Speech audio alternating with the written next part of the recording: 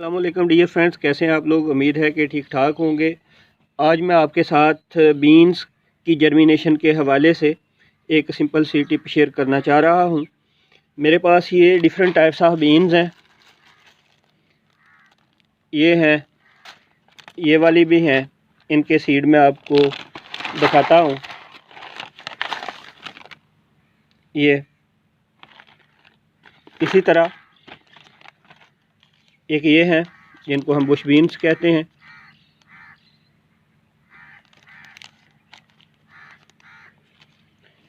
इसी तरह ये वाली बीन्स हैं, ये वाटर बीन्स हैं।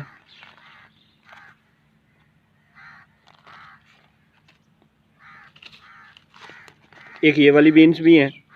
इन तमाम बीन्स में अगर हम इनको देखें तो इनका जो सीड कोट है वो काफ़ी हार्ड होता है। जैसे ये है, तो इस हार्ड सीड कोट की वजह से ये इतनी जल्दी जर्मिनेट नहीं करती। तो हम इसको लगा के तो कुछ दिनों के बाद मायूस होने लगते हैं कि पता नहीं ये जर्मिनेट, इनका सीड ख़राब था या जर्मिनेशन में कोई प्रॉब्लम आ गई है। तो ये ज़रा हाई टेम्परेचर पे जर्मिनेट करती हैं और इनका जो सीड कोट है ये काफ़ी हार्ड होने की वजह से या तो इसकी स्कैरिफिकेशन करना पड़ती है या फिर इसको थोड़ा सा क्रैक करना पड़ता है, रगड़ना पड़ता है। तो अगर हम ये नहीं करना चाहते तो हमारे पास इसका अल्टरनेटिव भी है कि हम इसको लगाने से पहले, उगाने से पहले हम इसको थोड़ा सा भिगो लें। तो मैंने इनको, ये मेरे पास परफोरेटेड जिनमें से पानी गुज़र सकता है, ये ग्रो बैग्स हैं। इनके अंदर मैंने ये बीन्स के सीड डाल दिए हैं। जी तो फ्रेंड्स, मैंने इन सब को ये ग्रो बैग्स में डाल दिया है। अब इन सब को मैं 4 घंटे के लिए पानी में भिगो दूंगा ताकि अच्छी तरह से इनकी इम्बिबेशन हो जाए। और सीड को जब वाटर को ऑब्ज़र्व कर लेता है उसमें केमिकल रिएक्शन स्टार्ट हो जाते हैं। एम्ब्रियोनिक डेवलपमेंट जो है, एम्ब्रियो की ग्रोथ वो स्टार्ट हो जाती है। तो उसके बाद फिर जर्मिनेशन आसान हो जाती है। तो मिलते हैं इसकी जर्मिनेशन अपडेट के साथ। अस्सलाम वालेकुम डियर फ्रेंड्स, बीन्स की डिफरेंट वैरायटीज़ को ग्रो करने के लिए मैंने इनके सीड्स 24 घंटे के लिए पानी में भिगो दिए। क्योंकि इनका सीड कोट हार्ड होता है, इसलिए इनको अगर हम डायरेक्ट ज़मीन में लगा दें तो फिर काफ़ी दिन लग जाते हैं इनकी जर्मिनेशन के लिए। तो मैंने ये जो 5 वैरायटीज़ हैं मेरे पास बीन्स की, इनकी ग्रोथ के लिए इनके सीड्स को ये परफोरेटेड बैग्स में रख के तो इनको मैंने पानी में रख दिया। तो अब मैं इनकी जर्मिनेशन के लिए ये प्रोट्रेट टेक्निक इस्तेमाल करूँगा। मेरे पास ये जो 5 वैरायटीज़ हैं, अब 1 बाय 1 इनके सीड्स मैं निकाल के तो ये सेल्स के अंदर इनको लगाना शुरू कर दूँगा। ये सेल्स जो हैं इनमें मैंने ये पॉटिंग मिक्स भरा है सीडलिंग की जर्मिनेशन के लिए, जो बेस्ट मीडियम है, जिसमें पीट मॉस है, कंपोस्ट है और परलाइट है। ये बराबर बराबर मकदार में इसमें डाले हुए हैं। तो स्टार्ट करते हैं जनाब। सबसे पहले इस थैली में से मैं बीज निकालता हूँ।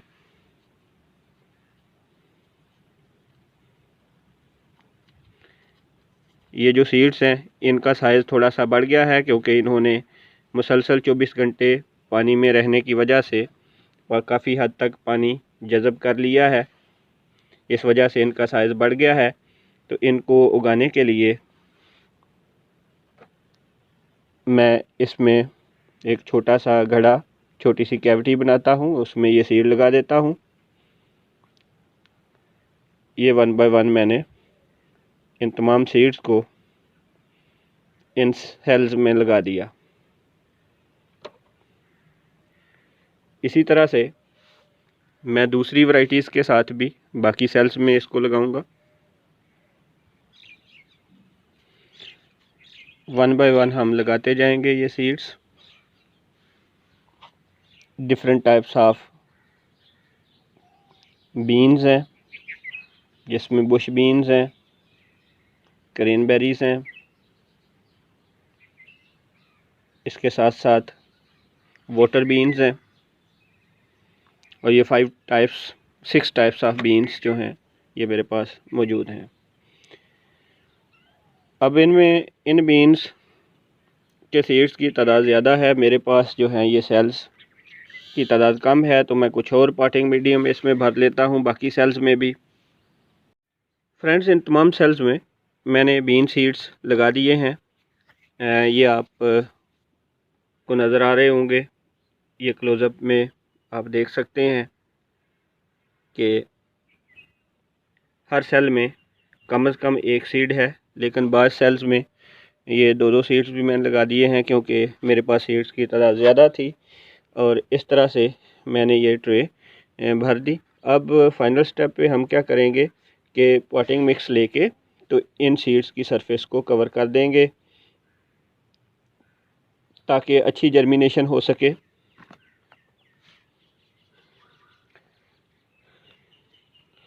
चूँकि सीड ऑलरेडी मॉइस्ट हैं, इस वजह से इनकी जर्मिनेशन ज़रा जल्दी हो जाएगी, क्योंकि काफ़ी हद तक इन्होंने पानी जज़ब कर लिया है।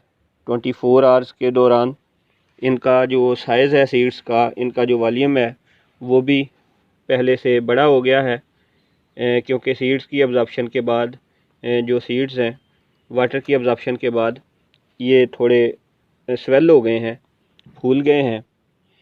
ये हमने इनके ऊपर पॉटिंग मिक्स डाल दिया, सरफेस को थोड़ा सा प्लेन कर दें। अब फाइनल स्टेप पे हमने इस पे शावर से स्प्रे कर देना है। चूँकि सीड्स पहले से ही मॉइस्ट हैं, इसलिए अभी हमें कम पानी इनको देना पड़ेगा। बारीक शावर से वाटरिंग करें, क्योंकि इसमें ये सीड डिस्प्लेस नहीं होते। जितनी आप फाइन शावर इस्तेमाल करेंगे उतने ही ज़्यादा बेहतर है सीडलिंग की ग्रोथ के लिए, कि जहाँ जहाँ हमने सीड रखे हुए हैं वो वहीं पे रहेंगे, वो डिस्प्लेस नहीं होंगे और इफ़ेक्टिव जर्मिनेशन होगी। ये जी हमने इसकी स्प्रे कर दी, वाटरिंग कर दी। अब हम इसको किसी ऐसी जगह पे रख देंगे जहाँ पे टेम्परेचर थोड़ा ज़्यादा हो, क्योंकि बीन्स जो हैं इनकी ग्रोथ के लिए थोड़ा ज़्यादा टेम्परेचर चाहिए। इस वजह से एक तो ये कि मैं इसकी सरफेस को, ये हाइड्रोपोनिक ट्रे है, इससे कवर कर देता हूँ, और दूसरा इसको मैं फुल सनलाइट में यहाँ पे रखता हूँ। ये हाइड्रोपोनिक ट्रे से मैंने इसको कवर कर दिया, तो इसका फ़ायदा ये होगा कि अगर मीनवाइल कोई बारिश वगैरह आ जाती है तो उससे ये बच जाएगी। और दूसरा ये कि अगर बहुत तेज़ धूप है तो उसका डायरेक्ट सीड को ये ड्राई नहीं होने देगी, मॉइस्चर इसके अंदर थोड़ी सी मेंटेन रहेगी, और ब्लैक कलर होने की वजह से ये सारी सोलर रेडिएशन को जज़ब करेगी और उसके नीचे का टेम्परेचर थोड़ा सा बढ़ जाएगा। तो मिलते हैं जी इसकी जर्मिनेशन अपडेट के साथ। अपना बहुत ख्याल रखिएगा। Take care. अस्सलाम वालेकुम dear friends and welcome back. आपको याद होगा कुछ दिन पहले मैंने बीन्स की डिफरेंट वैरायटीज़ ट्रेज़ के अंदर लगा के एक दूसरी ट्रे से उसको कवर कर दिया था, ताकि इसके अंदर टेम्परेचर और मॉइस्चर बरकरार रह सके। आज मैं आपको इसकी अपडेट देता हूँ। इसको लगाए हुए 6 दिन हो गए हैं, 6 डेज़ का ये रिज़ल्ट है कि ये जो बुश बीन्स लगाई थी इन तमाम सेल्स में, उनमें से एक की ये जर्मिनेशन आप देख सकते हैं हो रही है। इसी तरह जो वाटर बीन थी, इनमें ये तमाम सेल्स के अंदर ये जर्मिनेशन स्टार्ट कर दिया इन्होंने, और बाकी किसी बीन की वैरायटी की अभी जर्मिनेशन स्टार्ट नहीं हुई।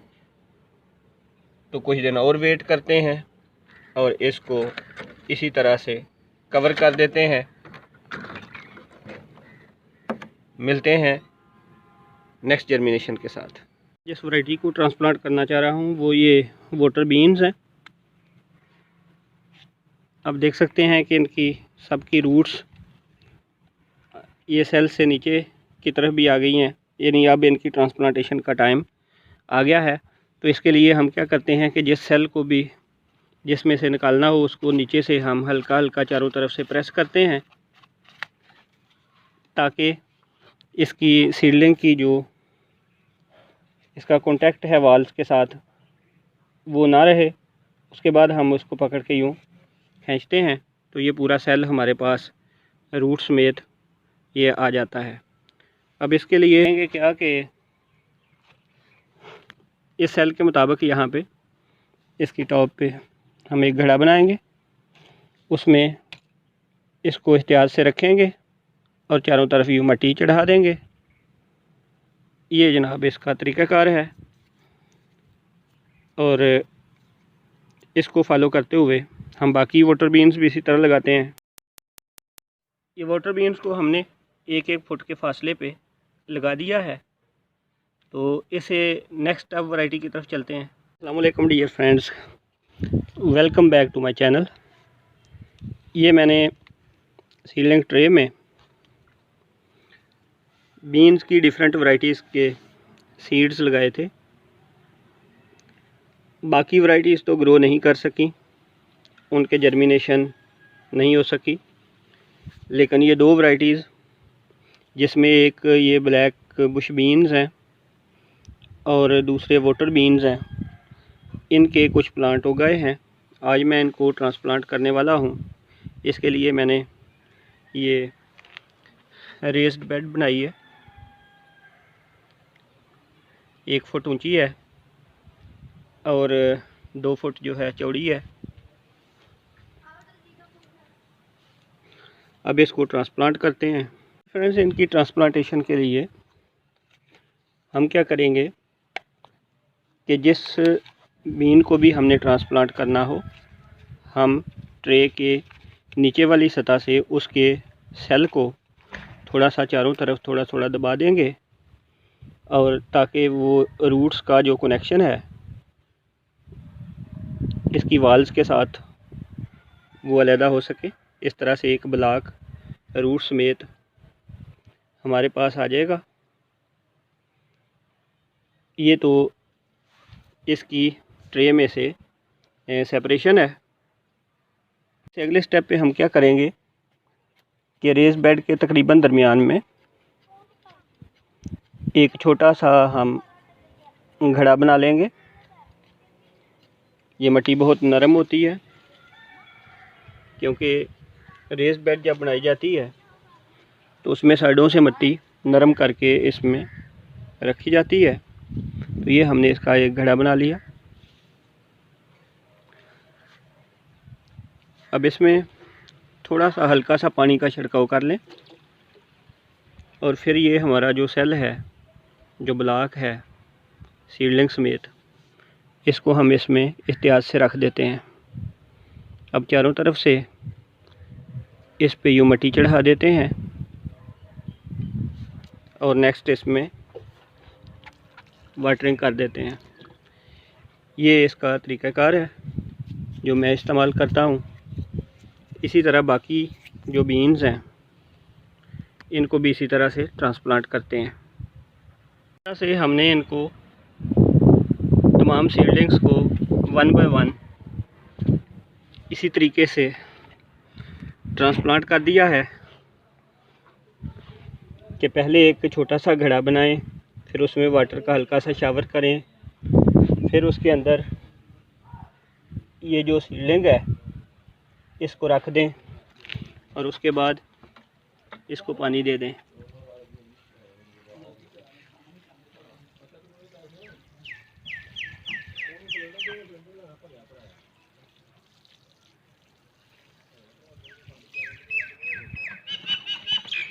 ये तरीक़ाकार फॉलो करें।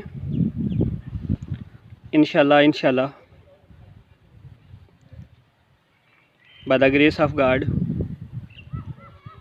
आपकी हेल्दी सीडलिंग्स और इनसे वाइन्स पैदा होंगी।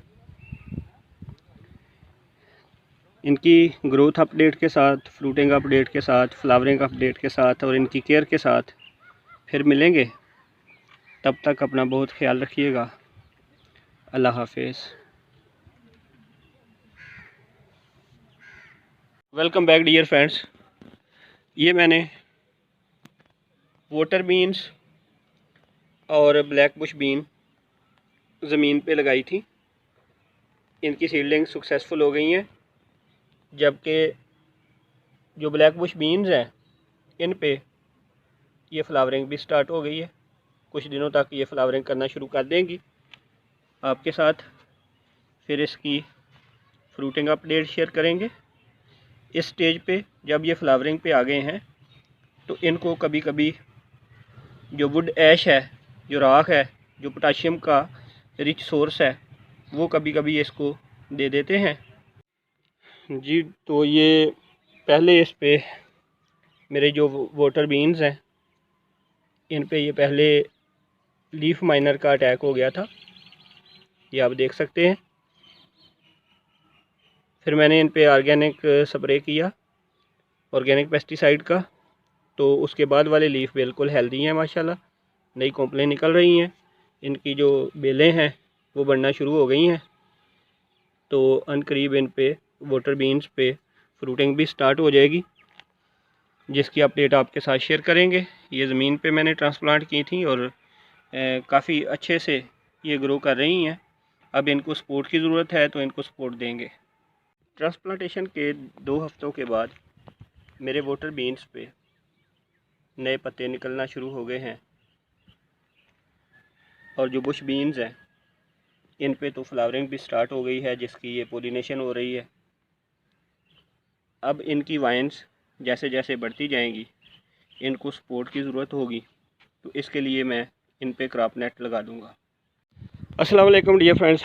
जो मैंने रूफ टॉप पे बीन्स लगाई थी, आज इनकी मैं फ़र्स्ट हार्वेस्ट करने लगा हूँ। यहाँ पे मैंने ये बीन का एक प्लांट लगाया था और इसकी ये फलियाँ लग चुकी हैं।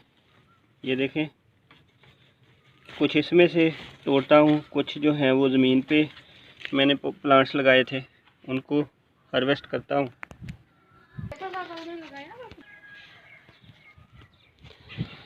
ये मैंने ज़मीन पे बुश बीन्स और वाटर बीन्स जो हैं वो लगाई हैं।